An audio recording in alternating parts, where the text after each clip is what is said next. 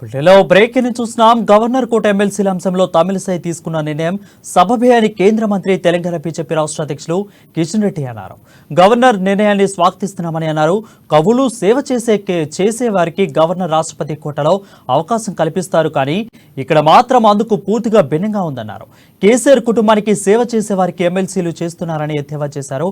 కేసీఆర్ కు వత్తాసు పలికితే మంచివారు, లేదంటే చెట్టవారా అని ప్రశ్నించారు.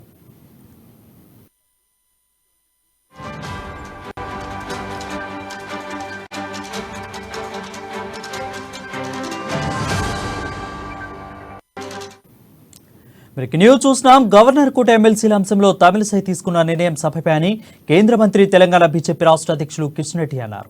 గవర్నర్ నిర్ణయాన్ని స్వాగతిస్తున్నామన్నారు. కవులు సేవ చేసే వారికి గవర్నర్ రాష్ట్రపతి కోటాలో అవకాశం ఇస్తారు, కానీ ఇక్కడ మాత్రం అందుకు పూర్తిగా భిన్నంగా ఉందన్నారు. కేసీఆర్ కుటుంబానికి సేవ చేసే వారికి ఎమ్మెల్సీలు చేస్తున్నారని ఎద్దేవా చేశారు. కేసీఆర్ కు వత్తాసు పలికితే మంచివారు, లేదంటే చెట్టవారా అని ప్రశ్నించారు.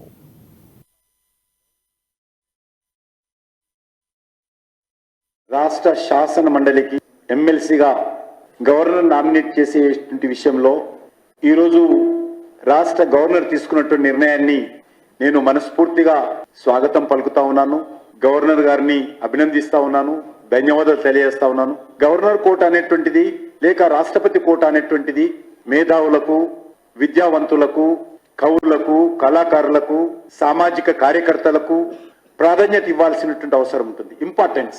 కానీ ఈ రాష్ట్రంలో అధికారంలో ఉన్నటువంటి బీఆర్ఎస్ పార్టీ ముఖ్యమంత్రి కేసీఆర్ గతంలో కూడా అనేకమైనటువంటి క్రిమినల్ కేసులు ఉన్నటువంటి వ్యక్తులకు నామినేట్ చేయించాలని చెప్పి ప్రయత్నం చేస్తే గవర్నర్ రిజెక్ట్ చేసిన విషయం మనకు తెలుసు.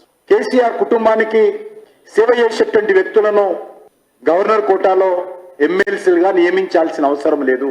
ఇప్పటికే టిఆర్ఎస్ పార్టీ ఎవరికి టికెట్లు ఇస్తుంది? కేసీఆర్ కుటుంబానికి, వాళ్ళ కాళ్ళ దగ్గర పడుండేటువంటి వాళ్లకు, వాళ్ళ మోచేతి నీళ్లు తాగేటువంటి వాళ్లకు, ఆత్మ గౌరవం లేనటువంటి వాళ్లకు టిఆర్ఎస్ పార్టీ టికెట్లు ఇస్తారు. గవర్నర్ కోటాలో కూడా చేసేటువంటి నామినేట్ పోస్టులు కూడా అలాంటి వాళ్ళకి ఇవ్వాలనడం ఏమాత్రం న్యాయం కాదు. గవర్నర్ తీసుకున్న నిర్ణయము మరి నాకు తెలిసినంత వరకు మీలాంటి ప్రచార ప్రసార సాధనాల ద్వారా వచ్చినటువంటి ఇన్ఫర్మేషన్ ప్రకారము మరి ఎక్స్పర్ట్స్ ఒపీనియన్ కానీ లీగల్ ఒపీనియన్ కానీ తీసుకున్న తర్వాతనే రిజెక్ట్ చేస్తున్నట్టు టీవీలలో వస్తాం. రాష్ట్ర శాసన మండలికి ఎమ్మెల్సీగా గవర్నర్ నామినేట్ చేసేటువంటి విషయంలో